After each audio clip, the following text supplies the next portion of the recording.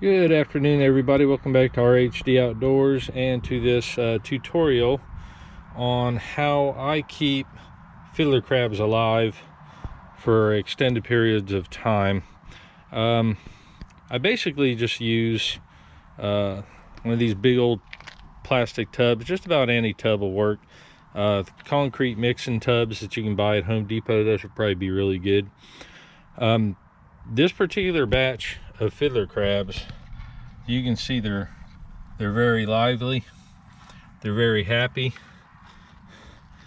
and these are the survivors from my last fishing trip, which was the middle of September, and it is now December 31st. So I've had these crabs for a very long time.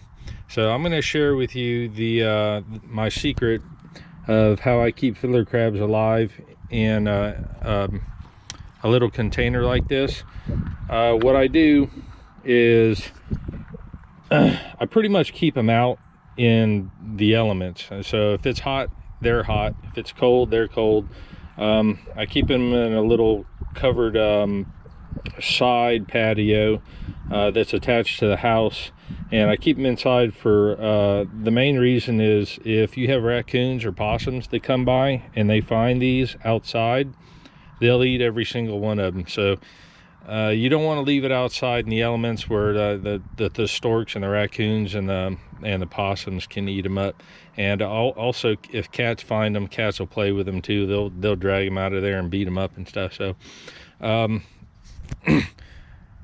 I keep a very specific mud to water ratio.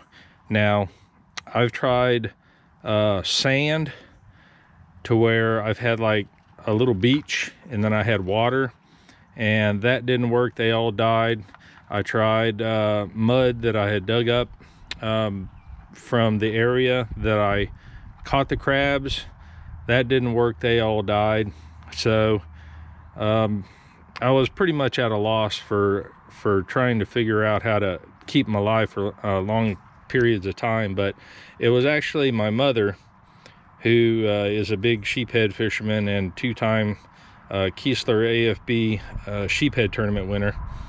She figured out how to keep these crabs alive, and I'm going to share that with you today. So one of the major things that you got to do is you got to have objects in there for them to climb out of the water and stay dry. And then you have to have standing water like this little area here, and you have to have moist mud like this. You can't let the mud dry out, okay? But most of it's going to wind up like this. It's just going to be like little muddy beach areas, and that's pretty close to where they live. I mean, they can't you don't have to worry about them being able to build tunnels and stuff like that, because it's totally unnecessary. You don't have to put grass in there or veggies or anything like that. That's totally unnecessary.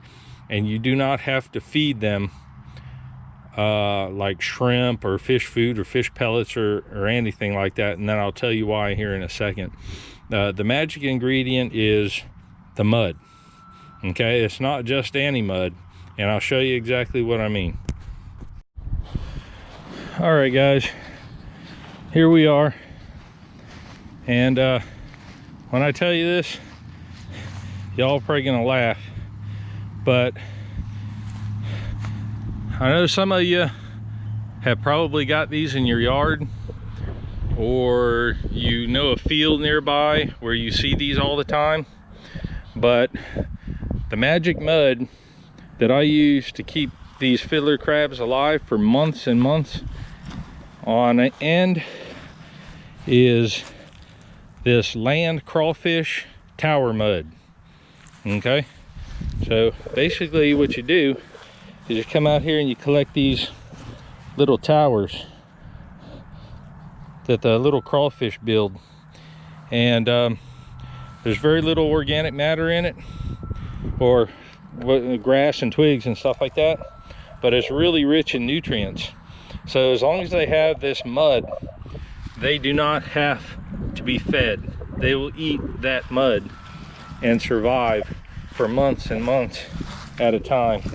So So basically the magic ingredients are this crawfish mud and bottled water. I don't put any salt in the water. I don't add anything else to it. You just get that ratio to where you guys saw inside that tub, and all you need is crawfish mud and water, and that is the key. It has worked brilliantly so far. I've kept those since the middle of September. I can't even remember seeing a dead one in there, and if you guys get a dead one in there, you're gonna have to remove them, because when they die they start rotting, and that's going to spoil the water in there and make it unfavorable for the fiddlers to live in. So if you see any dead ones in there, you got to take them out, and you got to make sure that the mud stays moist at all times. All right, everybody, that should be about everything you need to know to keep your fiddlers alive for quite some time. If the video helped you, go ahead and give it a thumbs up, share it, and if you're not a subscriber already, consider subscribing to the channel. I do a lot of inshore fishing, specks, red, sheephead, especially sheephead. I love sheephead. Pound for pound, just about one of the best fights out there, so I fish for them a lot. I just want to thank you guys for stopping in for this brief tutorial, and until next time, we'll see you on the water.